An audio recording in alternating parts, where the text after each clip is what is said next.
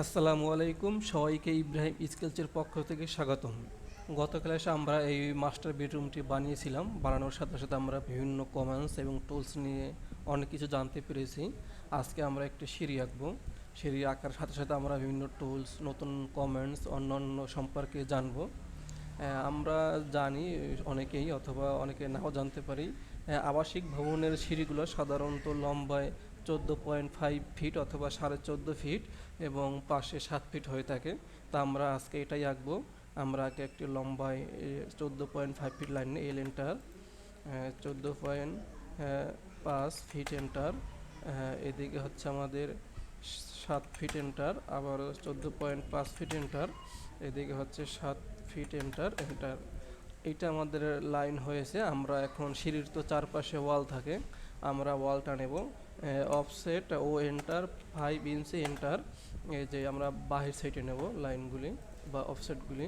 এই যে এখন আমাদের এই যে ফাঁকা জায়গাটা, এইটা আমরা এখন সাধারণত যে কমান্ডসগুলো জানতে পেরেছি এখানে ফিল আপ করার সিস্টেম হচ্ছে এই যে সামনে টেনে এখন এক্সটেনশন লাইন দিয়ে ই এক্স এন্টার এন্টার দিয়ে সামনে বাড়িয়ে আবার টি আর এন্টার এন্টার দিয়ে লাইনটা কেটে এই যে কর্নারটা তৈরি করব। কিন্তু আমাদের আরেকটি সহজ পদ্ধতি আছে চেম্বারের মাধ্যমে, সেটাকে বলা হয় চেম্বার কমান্ডস। চেম্বারটা নেওয়ার সিস্টেম হচ্ছে CHA এন্টার, এই পাশে একটা ক্লিক এবং নিচের এই পাশের দাগে একটা ক্লিক, এই যে অটোমেটিক হয়ে যাবে। আবার এন্টার ক্লিক করলে ওই চেম্বারটা এসে পড়বে। এই দাগ ক্লিক করলে আবার হয়ে যাবে। আবার আমরা এন্টার ক্লিক করে আবার এটা তৈরি করে নিই। এই যে আমাদের চারপাশে ওয়াল হয়ে গেল। এখন সিঁড়ির তো আমরা সবাই জানি যে দুই পাশে ল্যান্ডিং থাকে, এখানে ল্যান্ডিং এখানে লবি, অথবা ল্যান্ডিংও বলা যায়, এবং দুই পাশের মাঝখানে ধাপগুলি থাকে। তা আমরা একটু মাঝখানে ভাগ করে নেই। এই যে মাঝখানে একটা লাইন নিলাম এবং সেই মাঝখানে আমরা দেখেছি যে 2 থেকে 3 ইঞ্চি একটি গ্যাপ থাকে। আমরা অফসাইড 2 ইঞ্চি একটা গ্যাপ নেব, দুই পাশে 2 ইঞ্চি, এদিকে 1 ইঞ্চি এবং এদিকে 1 ইঞ্চি কেটে দিলাম। এখন এখান থেকে টি আর এন্টার এন্টার দিয়ে একটু কেটে নেই, তাহলে বোঝাতে সহজ হবে। সরি, আমরা আগে একটু ডাইমেনশনটা নিয়ে নেই। এই যে আমাদের এদিকে কতটুকু হয়েছে, আমাদের হচ্ছে 7 ফিট 10 ওয়াল সহ, আর এদিকে হচ্ছে আমাদের 15 ফিট 4 ইঞ্চি ওয়াল সহ। আর যদি ভিতর আমরা নেই সেই ক্ষেত্রে হচ্ছে আমার এদিকে 7 ফিট, এদিকে হচ্ছে 14 ফিট 6 ইঞ্চি। এই যে আমাদের ল্যান্ডিংটা দেবো আমরা 3.5 feet, offset enter 3.5 feet enter. তারপর আমাদের ধাপগুলি হবে, ধাপ সাধারণত 10 ইঞ্চির হয়। আমাদের একটি ফ্ল্যাট থেকে অন্য ফ্ল্যাটে উঠতে মোট দুই ধাপে দুই পাশে ধাপ মিলিয়ে 19টি ধাপের প্রয়োজন হয়। আমরা সেইখানে এখানে 9 9 18টি দেবো, আর ল্যান্ডিং সহ একটি 10টি হবে। তাই অফসেট এন্টার 10 ইঞ্চি এন্টার, 1 2 3 4 5 6 7 8 9, এই দুপাশে আমাদের ল্যান্ডিংটা আছে। আমরা সেম এইটা কপি করে অথবা মিরর করে এম আই এন্টার এখানে মিডল পয়েন্টে ধরে নিচে টান দিয়ে এন্টার দেব।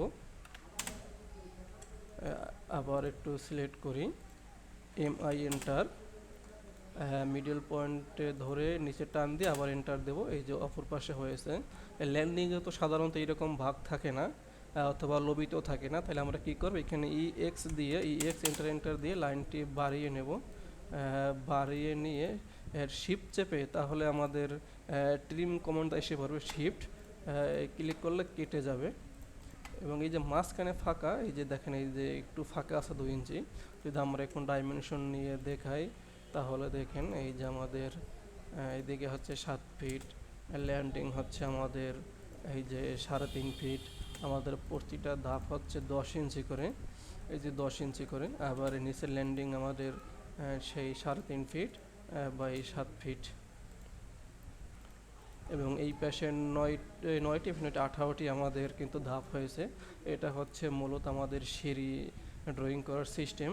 আবার এই যে আমরা আরেকটা সহজ পদ্ধতি ডাইমেনশন দেওয়ার, যেমন এই যে ডান পাশে লাইনারে ক্লিক, এখানে ক্লিক 10 ইঞ্চি, এখানে যেখানে নেবেন সমান সমান নিয়ে, এবং সর্বশেষ নিচে দেখেন এই যে মাঝখানে এখানে একটা অপশন আছে কন্টিনিউ ক্লিক করলে আপনি যেখানে ক্লিক করবেন ওখানে ওই পর্যন্ত ডাইমেনশনটা বাকি পরিমাপটা হয়ে যাবে।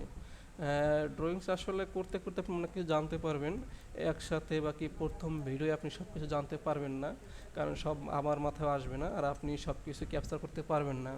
কাজের ক্ষেত্রে নতুন নতুন যেগুলো আসবে আমি আপনাদেরকে সাথে সাথেই বলে দেবো, যেমন আজকে চেম্বারটা নতুন আসলে বলে দিলাম, এবং কন্টিনিউ যে ডাইমেনশন এটাও বলে দিলাম। এইরকম নতুন যেগুলি আসবে সেগুলো আমরা আপনাকে বলে দেবো। সরি, আমি আপনাকে বলে দেবো। আমরা যদি একটু সৌন্দর্য করি তাহলে এগুলো একটু কেটে নেই, ডিলেট দিয়ে সিলেক্ট, ডিলেট, ডিলেট, একটু কালার করে নেই, এই সেন্টার হ্যাশ কমান্ড নিয়ে আমরা একটু আর একটু সৌন্দর্য করে দেই।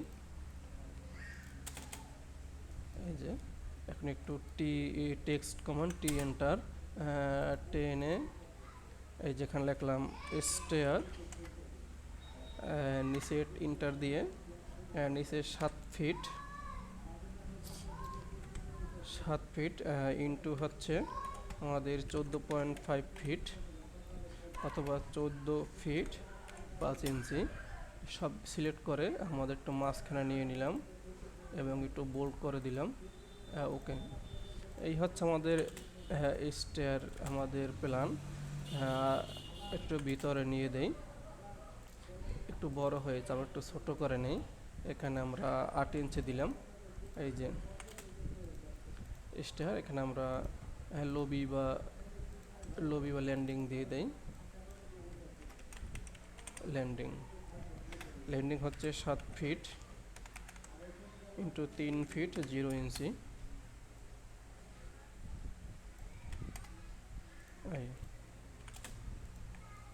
এটা হচ্ছে আমাদের সিঁড়ি আঁকার সিস্টেম বা ড্রয়িং। আমরা এভাবে আস্তে আস্তে সবগুলো জানবো।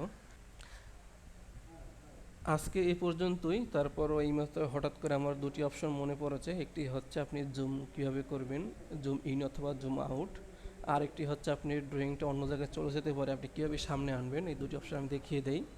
এই যে আমি যে জুম আউট অথবা জুম ইন করতেছি, এইটা হচ্ছে আপনি মাউসের স্ক্রল যে বাটন আছে একটা চাকা, এই চাকাটা আপনি সামনের দিকে ঘোরালে এরকম জুম ইন হবে, আর যদি পিছনের দিকে ঘুরান তাহলে জুম আউট হবে।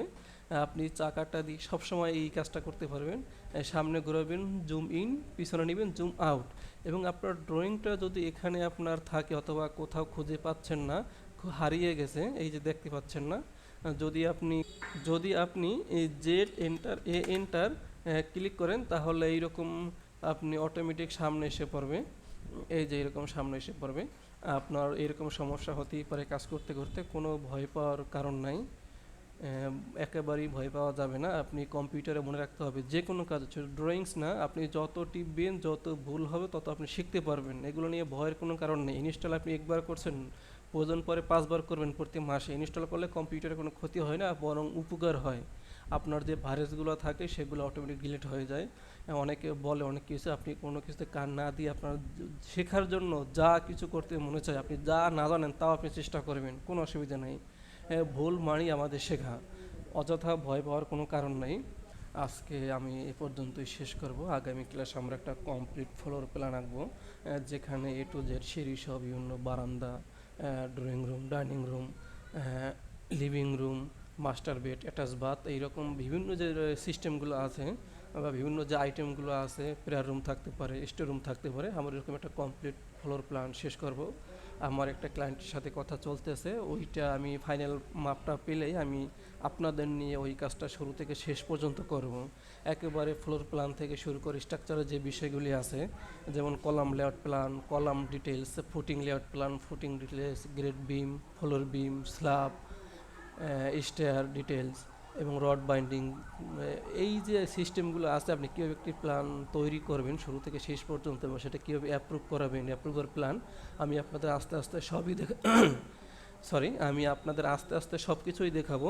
আমি আশা করি আমার এই ভিডিওগুলো দেখলে অথবা আমার এই কমপ্লিট কোর্সটা করলে আপনারা খুব সহজেই অনেক কিছু জানতে পারবেন।